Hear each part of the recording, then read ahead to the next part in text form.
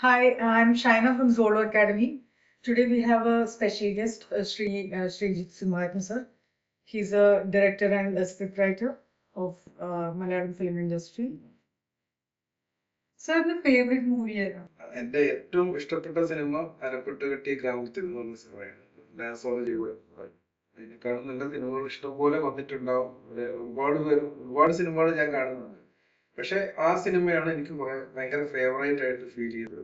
വീണ്ടും വീണ്ടും കണ്ടാൽ പിന്നെയും കാണാൻ പോകുന്ന ഒരു സിനിമയാണ്. സർ വളരെ ടാലന്റഡ് ആയിട്ടുള്ള ഒരു ഡയറക്ടർ ആൻഡ് സ്ക്രിപ്റ്റ് റൈറ്റർ ആണല്ലോ. അപ്പൊ നമ്മുടെ ഈ ന്യൂ ജനറേഷൻ അവരെന്ന് പറഞ്ഞാൽ മൂവീസ് വളരെയധികം ഇൻഫ്ലുവൻസ് ചെയ്യുന്ന മൂവീസ് അവരെ വളരെയധികം ഇൻഫ്ലുവൻസ് ചെയ്യുന്ന ഒരു സെക്ടറാണ്. അപ്പൊ സാറിന് അവരെ ഇൻസ്പയർ ചെയ്യാൻ വേണ്ടിയിട്ട് സാറിന് എന്തൊക്കെയാണ് തോന്നുന്നത് as a movie director and script writer അവരെങ്ങനെയൊക്കെ ഇൻസ്പയർ ചെയ്യാം മൂവീസുകൾ? ഈ മൂവീസിൽ എന്ന് പറഞ്ഞാല് ഈ ഇപ്പോഴത്തെ എല്ലാ ജനറേഷനും എപ്പോഴും ഈ നെഗറ്റീവ്സ് ആണ് കൂടുതൽ ഇൻഫ്ലുവൻസ് ആകുന്നത്. പോസിറ്റീവ്സ് ഇൻഫ്ലുവൻസ് ആകാൻ ഭയങ്കര പാടാണ്. അപ്പം മാക്സിമം നമ്മൾ ഒരുപാട് നെഗറ്റീവ്സും ഒരുപാട് വയലൻസ് എന്ന് പറഞ്ഞാൽ വയലൻസ് ഇല്ലാത്ത സിനിമ ചെയ്യണം എന്നല്ല ഞാൻ പറയുന്നത്. വയലൻസ് വേണം എല്ലായിടത്തും. നമ്മുടെ ജീവിതത്തിൽ നടക്കുന്ന കാര്യങ്ങളാണല്ലോ നമ്മൾ സിനിമയാക്കി മാറ്റുന്നത്.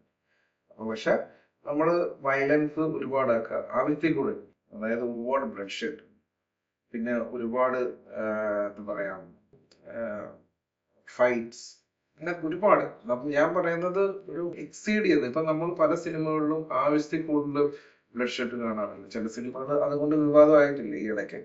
അപ്പൊ അങ്ങനത്തെ സിനിമകൾ മാക്സിമം അവോയ്ഡ് ചെയ്യാൻ നോക്കുക. കാരണം എന്ന് പറഞ്ഞാൽ ഇപ്പോഴത്തെ ജനറേഷൻ അറിയാമല്ലോ, നമ്മുടെ ചുറ്റിനും ഇപ്പം സൊസൈറ്റിയില് ഡ്രഗ്സും സംഭവങ്ങളൊക്കെ ഭയങ്കര കൂടി നിൽക്കുന്ന ഒരു അവസ്ഥയാണ്.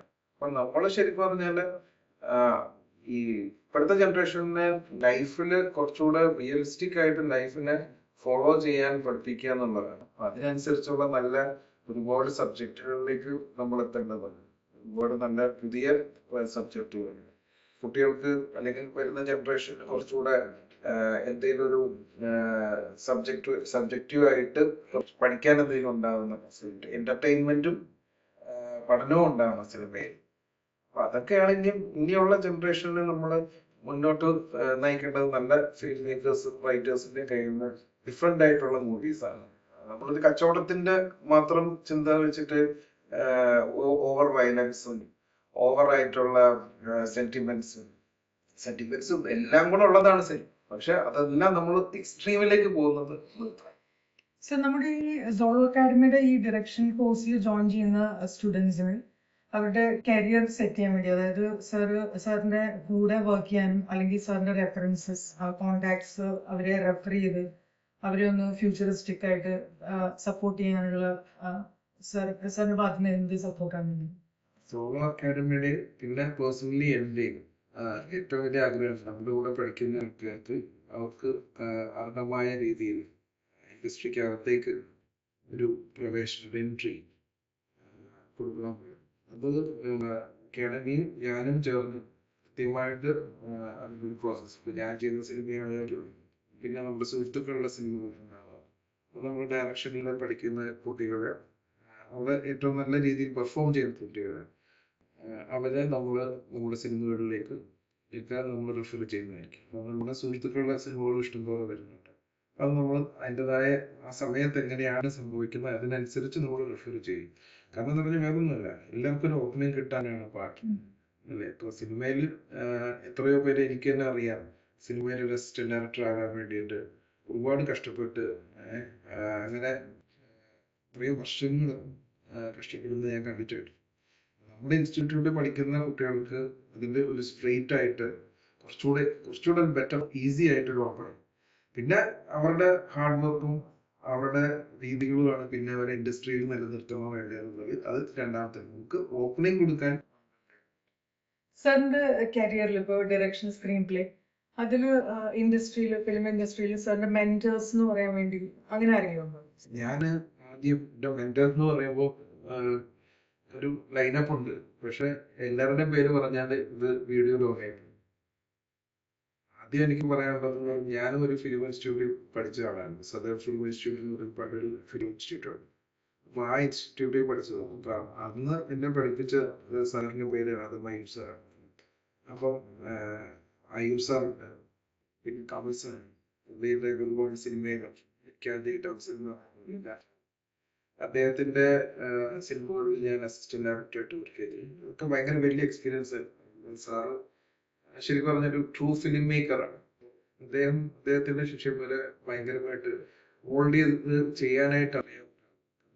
സാധാരണ പല ഡയറക്ടേഴ്സിന് ശിഷ്യന്മാരായിട്ടൊന്നും അങ്ങനെ വലിയ ബന്ധമില്ല. അന്ന് ലൊക്കേഷന് വരുമ്പോൾ സ്റ്റീൽ പോകുന്നു. പക്ഷെ കമൽ സാർ അങ്ങനെയല്ല. കാരണം നമ്മൾ ഓരോരോ അസിസ്റ്റന്റ് ഡയറക്ടേഴ്സുമായിട്ട് പേഴ്സണൽ ആയിട്ടൊരു റിലേഷൻഷിപ്പ്, എന്തെങ്കിലും നമുക്ക് ഡൗട്ട് ഉണ്ടെങ്കിൽ അത് നമുക്ക് പറഞ്ഞു തരാൻ ഭയങ്കര ഇഷ്ടമാണ്.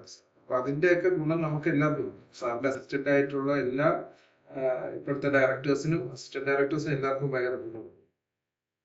രണ്ടുപേരുമാണ് എനിക്ക് ശരിക്കും പറഞ്ഞാൽ മറ്റേ സിനിമയില് എന്ന് പറയാം. പിന്നെ നമുക്ക് നമ്മുടെ ലൈഫില് ശരിക്കും പറഞ്ഞാൽ സിനിമ അസിസ്റ്റന്റ് ഡയറക്ടറായിട്ട് വർക്ക് ചെയ്യാൻ തുടങ്ങുന്ന കാലഘട്ടത്തിൽ തൊട്ട് ഇതുവരെ നമ്മൾ ഒരുപാട് നടീ നടന്മാരെ ഒക്കെ കണ്ടിട്ടുണ്ട്, ഒരുപാട് പേരുമായിട്ട് വർക്ക് ചെയ്തിട്ടുണ്ട്. അവരെല്ലാം നമുക്ക് ലാലേട്ടൻ, ദിലീപ്, ഇവരൊക്കെ നമ്മളെ ശരിക്കും പറഞ്ഞാൽ ഓരോരോ രീതിയിൽ ഇൻസ്പയർ ചെയ്തിട്ടുണ്ട്. പലരുടെയും പല കാര്യങ്ങളും പഠിക്കാൻ പറ്റിയിട്ടുണ്ട്. പോസിറ്റീവായിട്ട് ഒരുപാട് കാര്യങ്ങൾ പഠിക്കാൻ.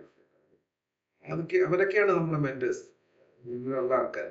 സർ, അപ്പോൾ ഇത്രയും നേരം ഈ സോളോ അക്കാഡമിയിൽ വന്ന് ഞങ്ങളോട് സാറിന്റെ എക്സ്പീരിയൻസും സാറിന്റെ ബാക്കി ഫിലിം ഫീൽഡിലെ ഇൻസ്പിറേഷൻ എല്ലാം ഷെയർ ചെയ്തതിന് ഞങ്ങൾ സോളോ അക്കാഡമിയുടെ സൈഡിൽ നിന്ന് ദറ്റ്സ് എ ബിഗ് താങ്ക്സ്.